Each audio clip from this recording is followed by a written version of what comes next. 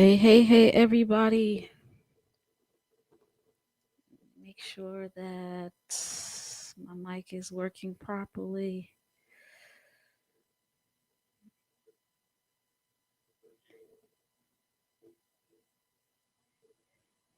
Testing, testing.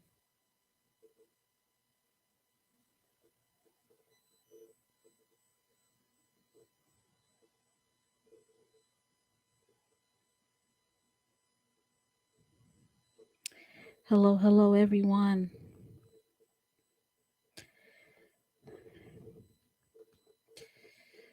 I got to share you to Phenomenal Financial Freedom.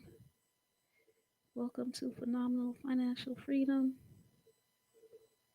I'm talking about net worth this week. Net worth.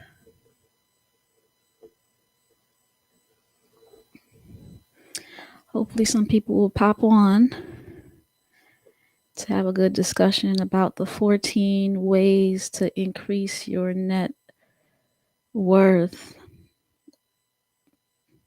Part of the problem is that many people, especially professionals, they go to school and they learn um, very important information that leads for them to be successful in their careers, but they don't necessarily know how to manage their money.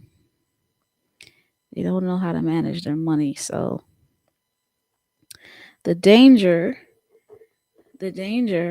is being successful in grades, but not financially.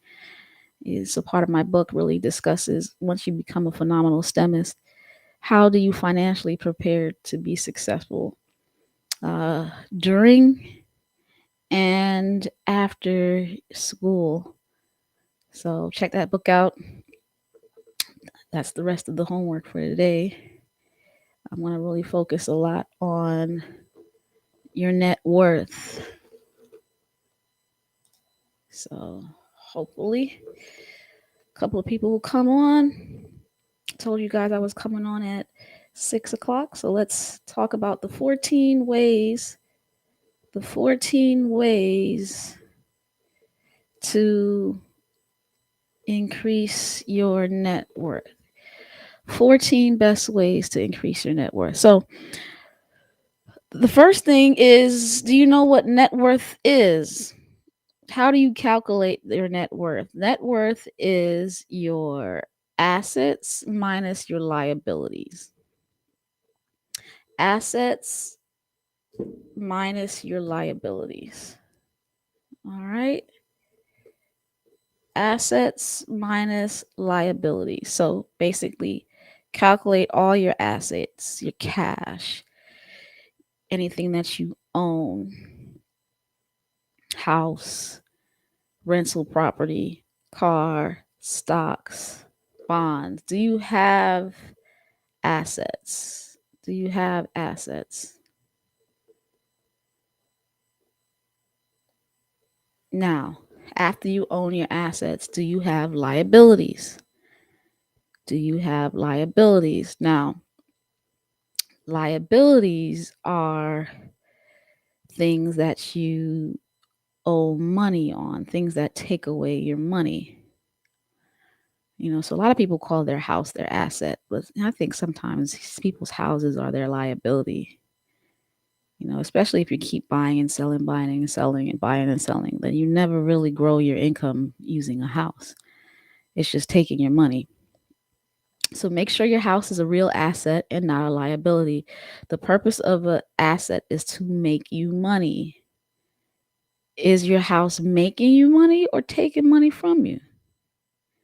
So you have to, some people put house as their asset, but also like their liability because they have a mortgage. And so you have to include that. So all the things that you own minus all the debt that you have. So if you owe a mortgage, and you owe a student loan and you owe a car loan and you have credit card debt, etc., etc., etc. Okay. So what's your net worth? Um, I believe the median income for people of African its descent, African Americans, is at zero. Like, so there's some people who have high net worth, and there's a lot of people who have negative net worth. What's up, Don? How are you? Good to see you. Thanks for coming in from New York City, live from New York. All right. Anybody else on? Tell me where you're coming from. Please do me a favor and tell me where you're coming from. Good to see you.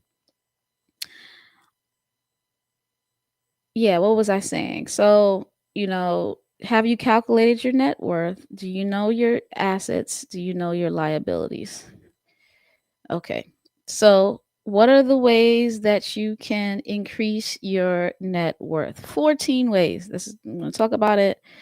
And, the more people come on and talk on phenomenal financial freedom, the better. But I'm just going to go over this very important um, article that I read and posted on phenomenal financial freedom. 14 ways to increase your net worth. Number one, pay off your credit card debt. Like, do you have credit card debt? First things first, you shouldn't have credit card debt. Cut up your credit cards. Don't get into credit card debt. I have credit cards, but if you have a habit of getting into credit card debt, somebody else is watching. Who else is watching? If you have a habit of getting into credit card debt, um, it's time to cut it up because you don't know how to spend without accumulating debt and not paying it off at the end of the month. And if you hardcore, like, I'm not even going to mention his name because I don't like his politics, but if you're hard like core like some people, they don't even believe you should have credit cards because truly, if you have credit cards, you spend more than when you do cash. Like when you live on a cash based system, you spend less. You spend less. I see you guys watching. Tell me where you're watching from. Give me a shout out in the chat. Appreciate the support. If you use credit cards, you spend more naturally than if you were to only pull out of cash.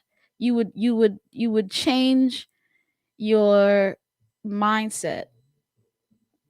You would change your mindset. Don says he disagrees. You think debt can be a tool that you could get you ahead? Um, I'm not so sure. I have credit cards.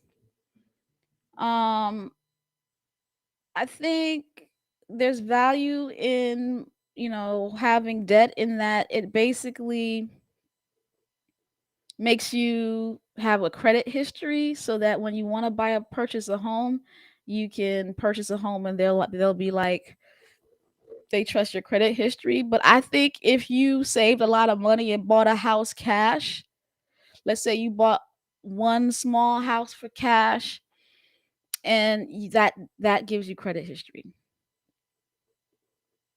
Yeah, so, if you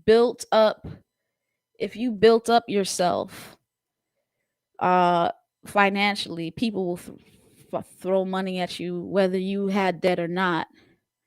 Um I had student loan debt that helped me build up credit history. I didn't have to get a credit card. Getting a student loan was enough to build up credit history. So I didn't get a credit card till I was in college. I mean, past in graduate school. I graduated graduate school at 28 years old. I think I got my first credit card. In college, I did not get a credit card, and I still was able to develop history. So there are other ways. Paying your bills on time is ways to build up credit history, and then just buying things in cash and building, like buying small and building up. Don says some people use debt to finance their business and go to college. I did.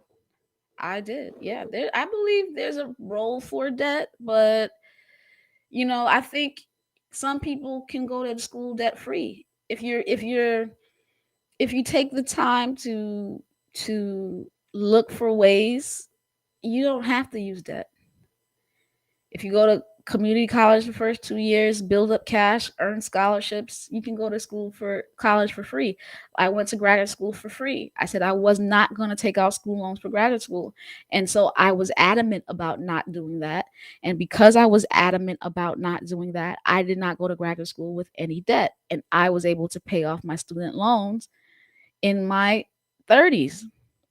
There's people who will be straddled with student loans for the rest of their lives because they decided they would use debt to pay off their education. But I think if you are creative and you find ways not to use this debt, you can, and you'll be surprised how important that decision is. So I don't use debt to fund my business. Every time I sell a few books, I buy some more and I sell those books. I was able to sell some books via Amazon and get cash, and I was able to buy my books and sell them by hand and get more cash. And I'm, you know, I speak, I do other things to fund my business.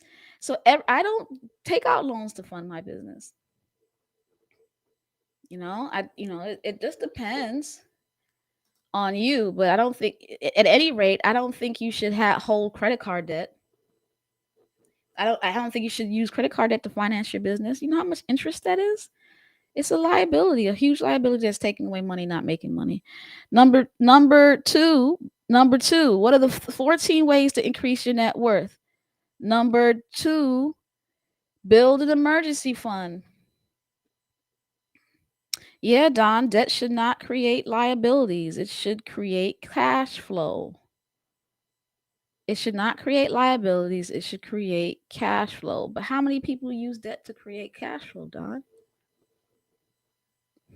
People, most people use debt to create liabilities. How many people have student loans and haven't graduated? How many people took out student loans to buy a car while they're in college, but didn't finish? They should have been focused. They should have stayed their butt on campus and studied and passed great classes and graduated. But they wanted to have an apartment. They wanted to have their own car. They wanted to do this. They wanted to do that. And they wasted time in college, have no degree, but have loans. Most people use debt to pay off things that they don't need, that don't make them money. And how many people have phones, $1,000 phones, and they're not using it? They're using it to, instead of creating TikTok videos, they're using it to scroll TikTok videos. Instead of using it to create businesses and create cash flow, they're using it to waste their time. Liabilities. Most people spend money on things that they don't use or need, and it does not lead to financial success. And they're using debt to do it. It would be one thing to use cash to do it, but they're straddling themselves with years and years of interest payments. Number 2, build an emergency fund. Build an emergency fund. Sorry, funny. All right. Number 2, build an emergency fund. Don says the advice varies depending on the purpose and the choices. Absolutely. Build an emergency fund. Top 14 ways to increase your net worth. Build an emergency fund. What is an emergency fund? Well, emergency funds are for emergencies, meaning you have a family emergency, you have unemployment, right? A very important appliance broke that you need for your success in life, right? Like the roof is leaking, the boiler is busting, yeah, that stuff. Most people have to use a credit card for these emergencies. But if you have an emergency fund, you can use the emergency fund. Instead of using the credit card, you use the emergency fund. Problem is, people don't have an emergency fund. You should have at least $1,000 originally. Then you build it up to 3 months your income if you lose your job, then 6 months your income. And I wouldn't go more than 8 months. Some people do higher, but I don't believe you should have that much in an emergency fund. especially if you have other, like you have to invest in stock market and Roth IRA and things like that, company match 401k. So you want to focus on that, but at least start off with 1,000, then 3 months, then 6 months, then 8 months is the highest that I've heard. Build an emergency fund so that you're not using credit cards to fund emergencies. And then when an emergency comes, use it. Use it for the emergency. I know how many people have their savings and they still, I don't want to touch the savings. I'm like, that's your emergency fund. Touch it, but put it back. Touch it, but put it back. Some have degrees and are still in debt. Credit card are not much different than student loans in your mind. Debt period. I agree. That's what I said. I said, some have degrees, some don't have degrees. Point is, you're still in debt. What are you doing to pay it off? Yeah, pay it off. Pay it off within the due date. I do. Listen, Don. I do that. I pay off the internet. I pay off. I pay off my. I pay off my credit card. Sorry. I pay off my credit card debt every month. However, some people have a point. When I use my credit cards, I spend more. It's data. When you use credit cards, you spend more. Versus when you're in a cash system, you spend less. So yes, you pay. I have no interest, but let's say if I only use the cash system, I would only use $200 a month for food. But because I'm blindly using my credit card, I end up my budget is going $300 for food. So yeah, I pay off the $300, and yeah, I don't pay interest on the $300, but I still paid $100 more than I would have if I used cash. That's why some people say cut up the credit cards, because you're paying more for things that you would have if you didn't use cards. Yeah. Yeah, some people talk about emergency fund. You should save an emergency fund not in investments, but in cash, because sometimes the stock market crashes and you need the money for the emergency, and the stock market crashed that day. You don't want to sell it, but you're going to have to sell it for the emergency. So you should have investments for sure, but you should also have I believe you should have a stock market account. I'm sorry, an emergency fund, at least 1,000. Build it up to 3 months, from 3 months to 6 months, then to 8 months. You know what I'm saying? So, but first 1,000. You should have $1,000 in emergency savings account, regular plain savings account, at least $1,000. Then you can worry about your 401k up to the match, and then your Roth IRA up to $6,000, right? So for me, if I didn't have my emergency fund, I would still have $1,000, and I would build up my 401k match, Roth IRA to $6,000 every year. And then what's left over, I can add it to my emergency fund until I build it up to 3 months, then 6 months, then 8 months.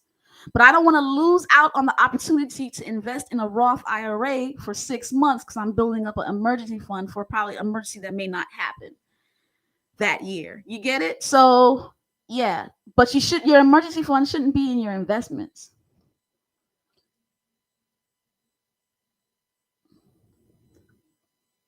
Blockchain space, less cash. Yeah.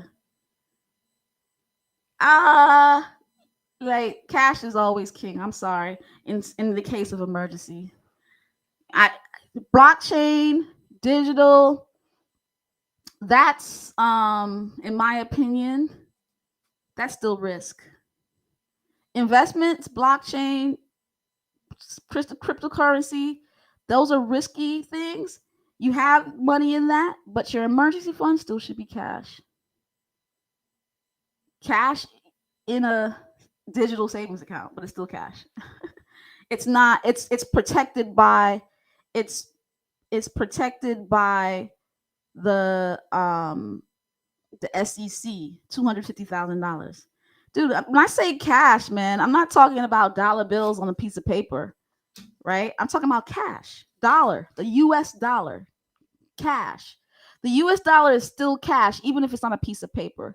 You have to have cash or the digital cash, whatever you call it, but you have to have the dollar in a bank account that is protected by the government of $250,000 or more.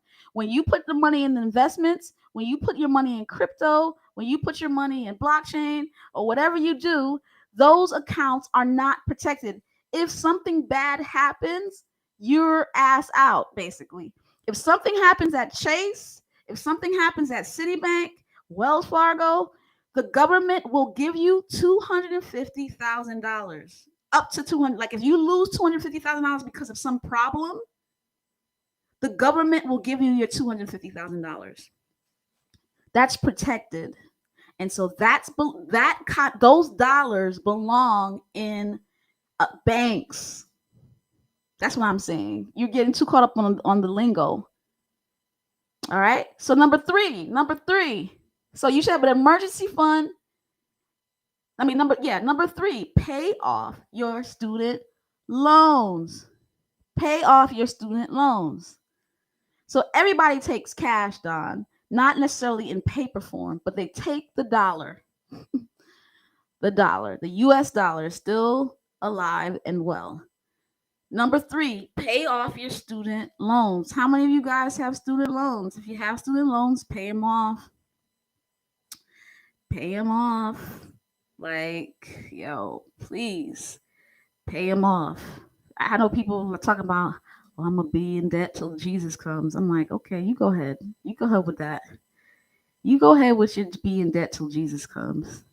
This is the one loan that is not bankruptable. Like, it passes from generation. Like, if you have houses and land and you have student loans, when you die, the government is going to sell your houses and land, take the money to pay off your student loans, and then whatever's left goes to your children.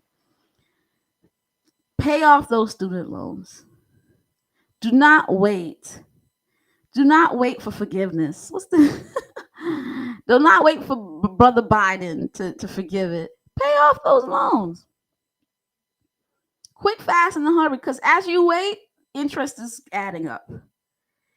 Interest is adding up. So, my biggest mistake was when I graduated from Oakwood and I was in college for graduate school, I deferred my loan because it was interest free as long as I was in school. My mistake was to do that. What I should have done was I should have not deferred. I should have, while I was in graduate school, because I was getting paid in graduate school, I was living in unsubsidized housing. I had money. I had good money. So if I had just started to pay off my student loans while I was in graduate school, while it was not growing interest, I could have deferred it, but still added money to it. That was my biggest mistake. And so by the time the 6 years I was in graduate school, I should have paid off because I only had $15,000. So what's that? Let's do the math. I only had $15,000. Right? So $15,000 clear. $15,000 divided by 6 years. That's $2,500 a year. Divide that by 12. That's $200. If I had just put $208 a month into my student loans while I was in grad school, when I came out of grad school 6 years later, I would have had no student loans. Instead, when I came out of grad school 6 years later, they said, okay, now it's time to pay. And I started paying, but I had to pay interest on that $15,000. Oh man, nobody told me. This kind of stuff, like the stuff I know, like I share. I don't know why people know stuff and don't share. It's the most baffling thing to me. Nobody told me. Everybody told me to defer. Just defer. You don't have to pay interest. Somebody should have told me, Maya, don't defer. You're getting paid for work. You're gonna 6 years later, you're gonna be paying $200 and plus interest. So why wait? Why wait 6 years to pay? While they're cutting your interest, so you're paying 0% interest, pay $208 a month while you're in graduate school, so that when you come out of graduate school, you will have no debt. Instead, I came out of graduate school with $15,000 in debt, and by the time I paid it off, I didn't. First of all, I didn't know to pay double, so I was. They said all you have to pay is $100. So that's what I was doing. First couple of years after grad school, I was just paying $100. I'm like, why am I paying $100? I need to just bust this thing out. It's only 15 grand. But that's what they want to. That's what they want you to do. They want you to pay little so that you can just keep paying interest. So by the time I finished paying, I think I paid like $25,000 or something like that. You understand? Like, or maybe $20,000, 20-something $1,000. So I probably paid like $6,000 or $7,000 extra. I paid $6,000 or $7,000 extra, y'all. When I really could have just paid 15, I paid 20 something. And that's what many of y'all are doing. Y'all are like, oh, I don't need, and you're just letting it grow and grow, and then you're praying for forgiveness, and forgiveness never comes. Forgiveness never comes, and you end up paying double what you could have paid if you just pay that John off. Yeah, banks are in the business of interest, y'all. You're right, Don. Number 4, we're talking about the 14 ways. Number 4, was that 3? 4, yeah. Max out your retirement. I believe to the company match. So this is just me. I'm reading a 14 ways. I already published this on, not published, I didn't self-publish it, but I took this article and put it on Phenomenal Financial Freedom. 14 ways to build your net worth. And when you look at it, number 4, max out your retirement. That's what I'm talking about. I max out my Roth IRA retirement, meaning every year they allow you to put up to $6,000. I max that out. I put $6,000 away every year, and you should too. $6,000 in a Roth IRA every year. Start January. Get a Roth IRA. I love Charles Schwab. Some people do Fidelity, whatever. $6,000 a year. That means $500 a month. You need to take $500 a month and put it in a Roth IRA. Max it out. Some of you have 401ks. I like it to the company match. I prefer Roth IRAs because it's tax free. You grow it, and when you take it out when you're 70, you don't have to be paying taxes. Because for those of you, if the Lord should tarry, are going to be 70, the tax is going to be through the roof. The amount of stuff, the $1 trillion infrastructure, who you think going to pay for the $1 trillion infrastructure bill? It's going to be you 40 years from now in your taxes. Taxes are low right now, but it is anticipated that the taxes is going to jump up 50%. So you take your money out of the 401k, they're going to take half in taxes. If you put in a Roth IRA, they'll take zero. So I believe in Roth IRAs first, $6,000. Let me rephrase that. I believe up to the company match first. So if they match you 5-10%, then you give whatever they match. So if you make $40,000 a year, and they say I'll match you 10%, meaning I'll give you $4,000. So you put $4,000. But then that's it. Even though that they allow you to give $17,000, don't give 17. Give 4 at least, so that they can give you their 4, and then go put the 6 in the Roth IRA. So you have a 401k and a Roth IRA. So put 4 for the match, and then 6, so you save $10,000 a year, and you put them in the stock market. That's it. Max it out. Max out your retirement, y'all. You're like, well, I don't have 10,000. Yes, you do. Yeah, you do. You got 10,000. I believe it. I believe people waste money. People waste money. You got 10,000. You who buy Starbucks every day, you got 10,000. Mm-hmm. You who have cable, Netflix, Hulu, you have all these accounts, and you paying $20 here, $20 here, $200 here. Don't tell me you don't have money to put away for a Roth IRA and you have cable. I don't want to hear it. I don't want to hear it. Nope, nope, nope, nope. If you have a cable bill, you got Roth IRA money. Like, well, Maya, I can't watch cable. Nah. Now, if you ain't putting money away in the Roth IRA, no. Yes, no, you should not have cable if you not putting money in a Roth IRA. If you say I don't have enough money to put in a Roth IRA, but you have enough to pay Spectrum, I'm not talking about Spectrum Internet. I'm talking about the cable, the stuff that Netflix and chilling. Number 5, live below your means by cutting your expenses. I'm talking about that now. Cut your expenses. I was having an argument with my friends. I told her, you shouldn't get, you should pay your insurance, your car insurance in full because you save money that way. You don't save no money. So we did the math. So she saved $6, and so I'm like, see, you save money. She's like, it's $6. Who cares about $6? But let me tell you something, guys. That kind of stuff, multiple of those. Like if you do it for this and you do it for that, and you pay convenience fees for this, you pay convenience fees for that. These are the convenience fees. This extra $6 that you pay because you pay your insurance monthly versus doing a whole 6 months at once. That extra $6 adds up if you do that for multiple situations. That's $50 right there, some of y'all. Because all there you have multiple convenience fees. Now they're charging you to use credit cards. You go to these restaurants and stuff in the hood. I saw something like, if you don't use cash, they're gonna charge you 3% convenience fee. I'm like, what in the world? But people don't want to get cash now.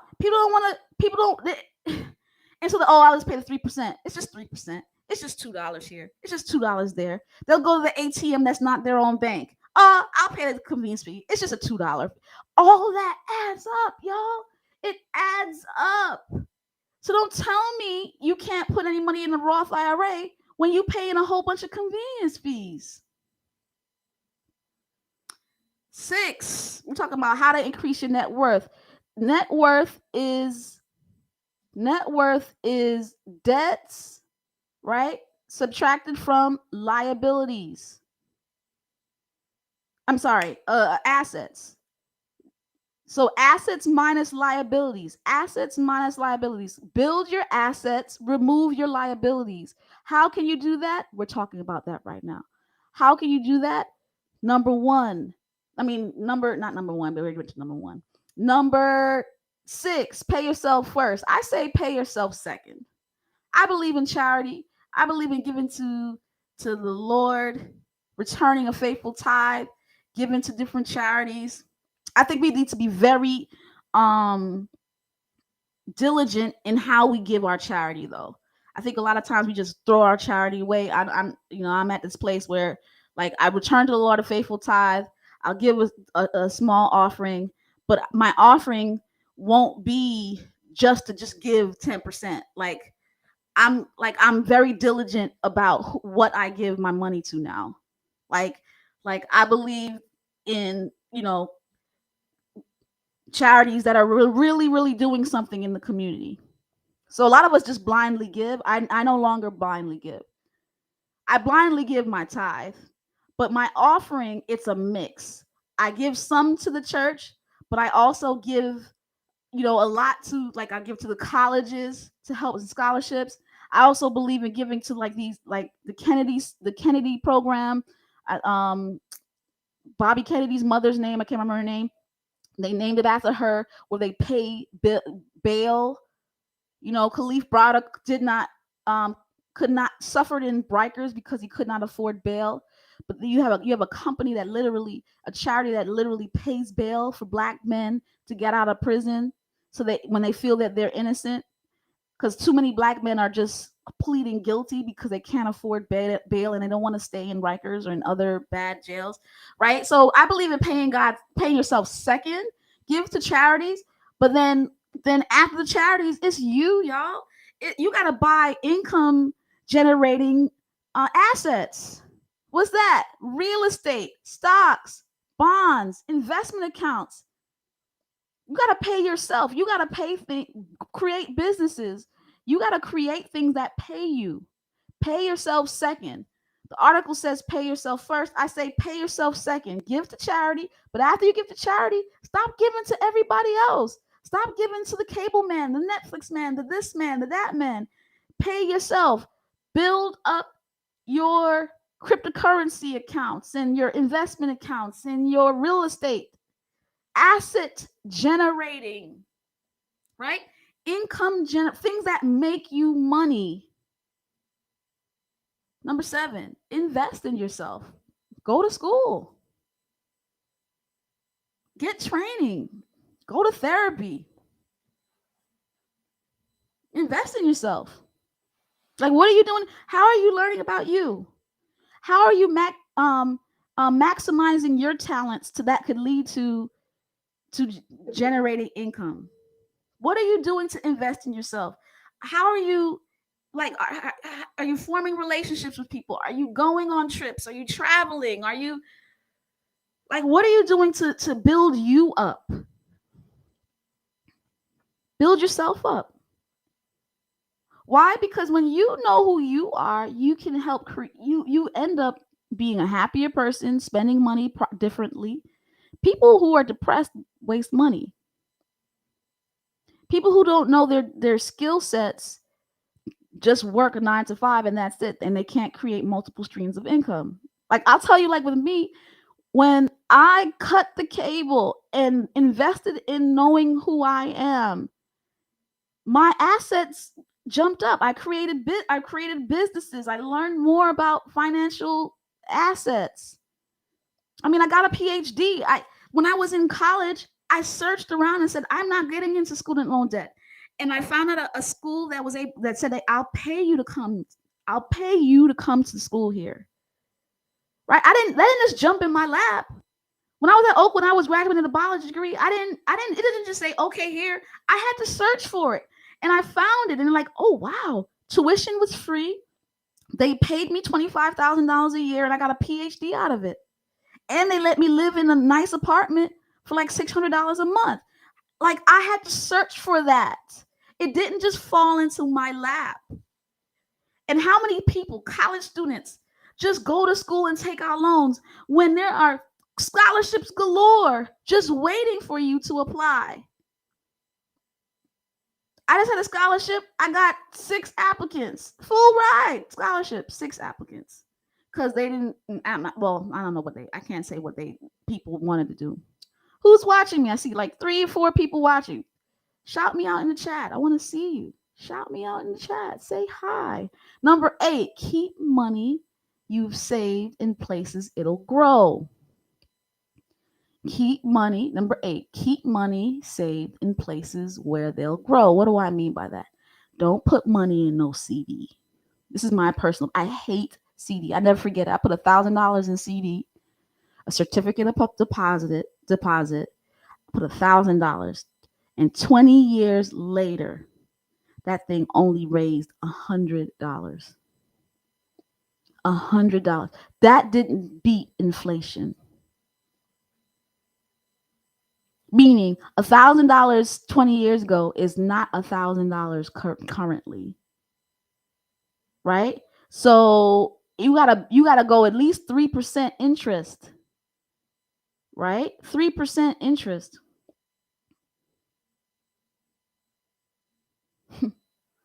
3% interest is $30 a year. So 30 times 20 is what? 3 times, right? So I should have made at least, let's do the math there. You know, this is STEM, right? Science, technology, engineering, math. Folk don't know how to make money because they don't know math, right? 3% is $30 times 20 years, $600. I needed that money to generate $600 in 20 years. At least 3% is low, but in order to beat inflation, for every $1,000 that I save, I needed to make $600 on it. And I only made one. I was so below beating inflation. And that's what happens when people put all this money in certificate of deposits. I hate them. Put money in places that grow. Index funds, low cost index funds. That's where I have my money. I'm not trying to tell people what to do. I'm not a scientific, excuse me, I'm not a financial advisor, right? I just know math. I'm not a financial advisor, but I know math, and it's and I know history, and I read books, and I listen to financial gurus, and Warren Buffett says your first $10,000 need to be in low cost index funds. Simple, they don't have much fees attached to them. You'll find them in Roth IRAs, or any Roth IRAs are the best way to find them. Then after that, you start getting into stock market. You want to do other stuff, that's fine. But most of my money, I can talk about me, are in low cost index funds and Roth IRAs. That's the stuff that grows 10, 20, 30% a year these past few years. The stock market has been on fire. The stock market has been on fire. If you had put your money in the stock market 10, 20 years ago, it's been growing. Well, not really 20, because the stock market crashed in 2008. But since 2008, if you started putting your money 10 years ago in 2011, that's the bottom of the crash. Like, it crashed in 2008 and it started to come back up in 2009, 2011. So if you 10 years ago, you put money in the stock market, your money would have grown. It's been growing like 30% a year. That beats inflation. It beats inflation. That's where you need to put your money, guys. Real estate.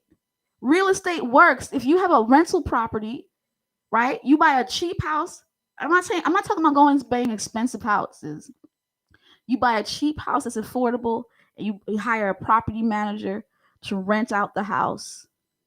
You understand? That helps you. That helps you in generating income, making money to turn into other money, build businesses, make a product, sell that product, make a product, sell that product. Number nine, buy your forever car. Number 10, buy your forever home. Number 9, buy your forever car. Number 10, buy your forever home. Meaning, don't keep buying and selling. How many of us have cars? We buy cars every 5 years, and especially since cars depreciate in value. You drop that. I don't believe in buying new cars anymore, because the depreciation is crazy. You buy a car for $10,000, and then you drive it off the lot, is worth $7,000 just by driving it off the lot. Don't waste money, especially borrowed money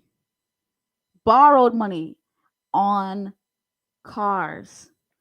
When I was talking to Kevin Plauché, he said the worst decision that people make, the number top five, this worst decision. Number 1 is buying and selling homes.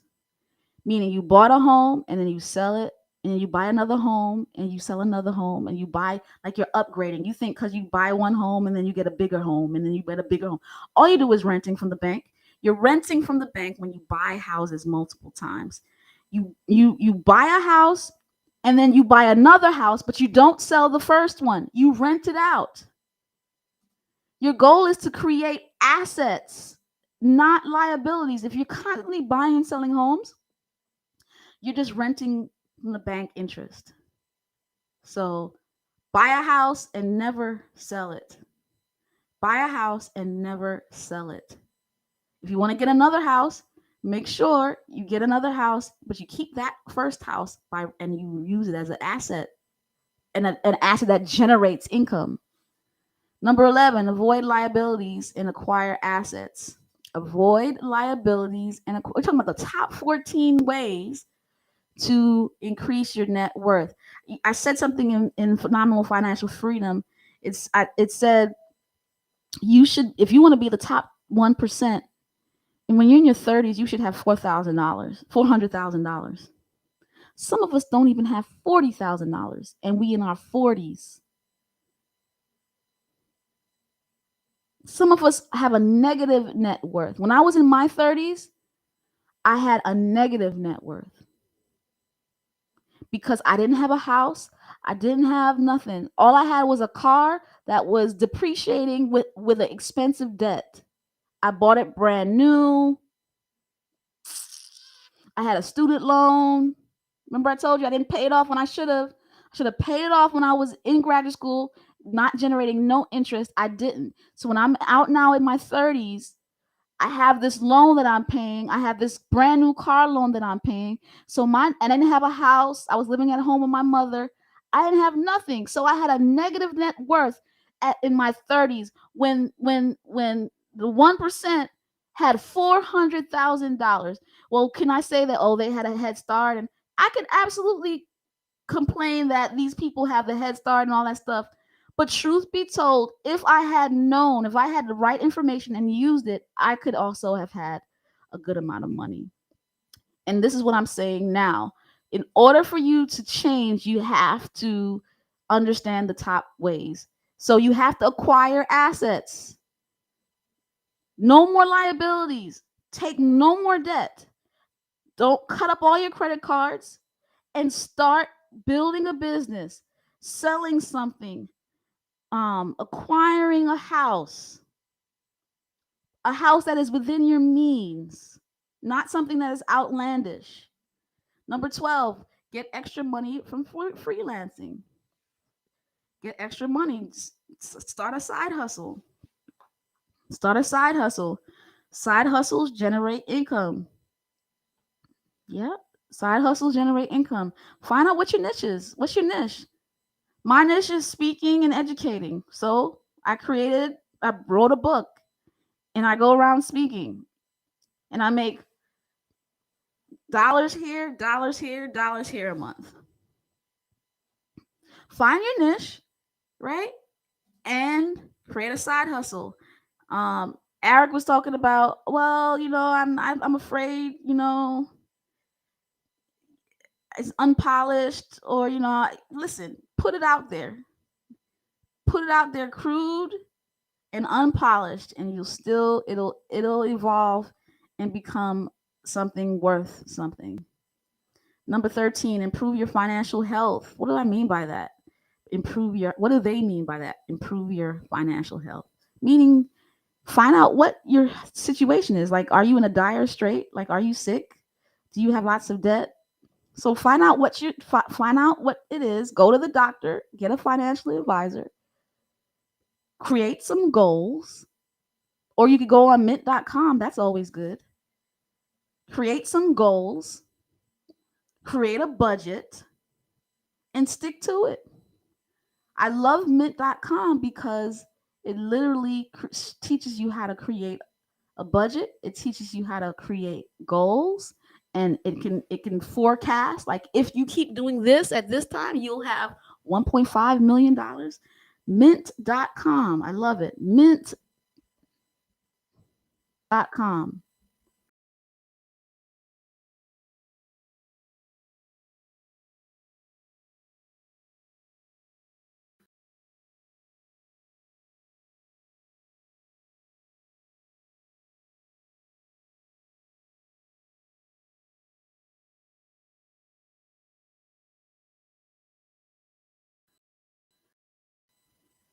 Can you guys see me? Am I still on? Okay, there you go.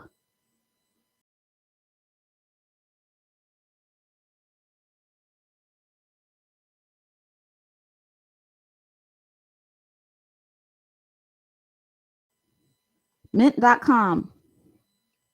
Life insurance. I'm not sure you can see me, but life insurance.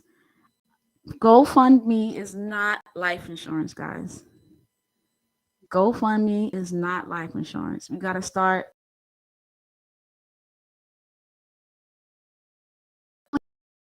I don't like whole life insurance, or I'm not saying all the time for that, but get you life insurance with your job. life insurance. You know, you raise a lot of money for yourself so that when you die, you don't need anything to be paid for.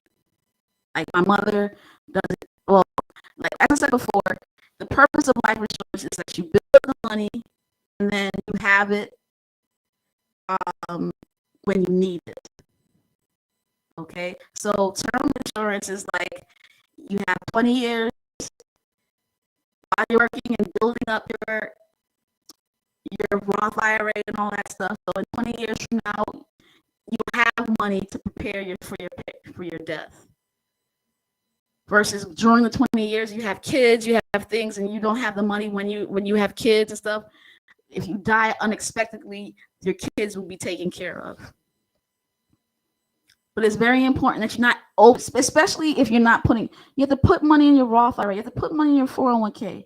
So you may not have enough money to put into outlandish life insurance accounts, but you'll have enough for a term, for instance.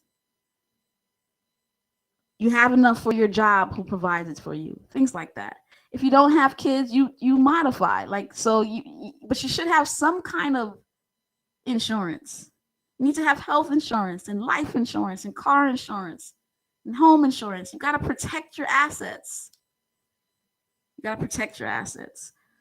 All right, so that when something happens, tragic happens, you don't have to worry about asking others. Guys, it's been great. I enjoyed talking to you. I still want to know who the others are who are watching. No, Don was watching. He was very active in the conversation. But I see more of you watching. So it would have been really nice for you to say hi. It would have been really nice for you to say hi. But it's okay. You don't have to say hi. It's been great, y'all. Oh, hold on. So, people are talking to the other. People talking in the other chat. But in terms of my video, nobody's watching nobody's commenting on the video. Yeah, I saw Jonathan said he's 1.1 million away from what he should be. Man, I'm more than that. I'm supposed to have 3.2. I'm supposed to have $3.2 million. Oh, I see. So I see Sister Howard's talking on the other one. For some reason, I can't see people posting on my video. I see you commenting on Facebook, but for some reason it's not showing up on Restream. So good seeing you, Sister Howard. Yeah. Listen, y'all. 3.2 million in the 40s. You're supposed to have those of you.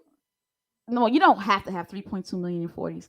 But people who are in the 1%, when they're in their 40s, they have $3.2 million worth of net worth. These are good goals to have. Yeah. So anyway, it's been a great hour talking with you. Just to remind you of the 14 principles to increase your net worth so you can have when you're 40s $3.2 million. Protect your net worth with insurance. Have the proper insurance policies. Very important. Proper, not overextend yourself, but proper insurance policies. Number 13, improve your financial health. Know what the problem is. Create goals. Create budgets to handle them. Number 12, get extra money from freelancing. Follow your niche. Find out what your niche is and work outside of your 9 to 5. Get a side hustle. Number 11, avoid liabilities and acquire assets. Avoid debts, acquire assets, income building properties, income building material. All right. Number 10, buy your forever home. Don't buy and sell. That means you're going to be renting from the bank and just paying interest. That's not making no money. Okay. Number 9, buy your forever car. Don't buy brand new for sure. And don't keep buying over and over and over again. You're wasting money on depreciable items. Number 8, keep money you have saved in places it will grow. Put your money in things that help you beat inflation. So savings accounts, checkings accounts, and CDs are not good investment accounts. Those are for emergency. You have emergency fund in the saving, and you have bill paying in the checking. That's it. Just you should only have a little bit. You should only have your bills in the checking, and you have emergency fund in the saving. The rest of the cash. This is just my opinion. I am not a financial advisor, but this is what I do. I don't have a lot of money in checking. I only have enough in checking to pay my bills, and then the rest of the money is in savings. The reason why I have it in savings is for emergency, so I can easily transfer to checking if an emergency happens. I don't have to worry about selling my stock or selling my cryptocurrency or selling my real estate because I won't have time to do that. That's not an emergency. You get my point? So it's like you have a small amount in emergency, 1,000, 3 months, 6 months, up to 8 months. And then that's it. You don't have more than that. You should not have more than that in savings. The rest of your cash needs to be in really serious inflation beating assets. The stock market, bonds, real estate, a little bit of risk, just a little bit. I have a little bit in crypto, not a lot, because I can't, if something goes wrong, I can't get money back. You know what I'm saying? But I'm not saying don't take the risk, but listen, put it in places that you know to grow. Shout out to Sister Carter. I don't know why some people I get and some people I don't. Right? Next one. Number 7. Number 7. Number 7. Invest in yourself. Invest in yourself. Meaning find out about who you are so that you can create those niche hot side hustles. If you don't know who you are, you're not going to be able to be your best self and create side hustles. If you don't know who you are, you're not going to be able to get the job of your dreams because you have no dreams. You don't know who you are. So get to know who you are. Educate yourself. Learn courses. There's so many free courses now. You don't even have to go to college. You can get certified. Listen, invest in yourself. Certify yourself in the new age of America. Right now, it's the future. The future is technology and video, and so I have to change. I have to learn TikTok. You know, I have to learn the new things that are appealing to the younger generation because the younger generation are the people that are going to start purchasing things. So you have to know what the younger generation wants. Invest in yourself by learning you have to keep learning. You can't stop learning because you got to keep evolving with the times as long as you live. Number 6, you got to pay yourself first. You got to pay yourself first. I say pay yourself second. Give to charity and then put everything into you. Do not, after giving to charity, do not give to the man, all the other people, Netflix man, Hulu man, Spectrum man, McDonald's man, Starbucks man. Like, are you giving to yourself first? Second. Number 5, cut your expenses. Don't stop paying the Starbucks man. Stop paying the Spectrum man. If you cannot pay yourself, you cannot pay them. Number 4. And I'm telling you, when I cut the cable, I found other ways to get it done. I still watch TV. Shout out to all my fellow leechers. Number 4, max out your retirement contributions, meaning up to the company match. So if the company says, I'll give you $4,000, if you give $4,000, give $4,000. And then you go to the Roth IRA and you max that out, $6,000. The difference between a Roth IRA and a company 401k is you have to pay taxes when you sell. And if you in 20 years, when you sell the stock and they charge you 50% taxes, you lose half the money in taxes. In a Roth IRA, when you have so let's make it clear. If I raise $10,000 or I raise $100,000 by the next 20 years, hopefully you raise more than that, but $100,000 in the next 20 years. In the next 20 years, if you sell those stocks it will be worth $50,000. It's suggested in the future that the taxes are going to go up so much that you sell it and it'll be $50,000 in your hand. Versus if that's that same $100 that you save in a Roth IRA, when you sell it, it'll be $100,000. You understand? You lose money in taxes in 20 years versus you won't lose money in taxes. That's why it's best to raise as much money in a tax-free fully account like a Roth IRA, and then up to the company match, with the 401ks and the traditional Roth, traditional IRAs. Number three, pay off your student loans. Pay them off, y'all. Pay those things off. Pay them off as soon as possible. I told you, if I had paid them off while I had it deferred in graduate school, 6 years of deferment, if I had just put $200 away, when I graduated from Albert Einstein College of Medicine, I would have come out with debt freedom. And I could have used that same $15,000 or $20,000 that I ended up having to pay because I had to pay interest. I would have used that $20,000, could have been put in the stock market. Can you imagine if I had put $20,000 in the stock market in 2006 instead of the loan man? Do you know how much money that $20,000 in Amazon? If I had bought Amazon, you know what I'm saying, for $30, it was like $10 at the time. Listen, y'all, pay those loans off as soon as possible so you don't have to pay it later. Number 2, build an emergency fund. I already said that. 1,000, 3,000. 1,000 up to then 3 months, then your 6 months, then your 8 months. Build it up. You can build it up slowly because remember, I understand you don't have money to go everywhere. So you gotta make sure you have at least $1,000 in emergency, and then you can start putting in those retirement accounts, and you could build up your emergency fund over time, right? So you could use it for emergencies instead of using the worst thing, where that the number one thing you have to do is pay that credit card off. People use credit cards when they don't have emergency funds. Pay your credit card debt every month. Don't incur interest. That's the high interest. The highest interest payment is a credit card. Those store cards like the Macy's and Bloomingdale's and your credit cards, you're paying like 19, 20% interest.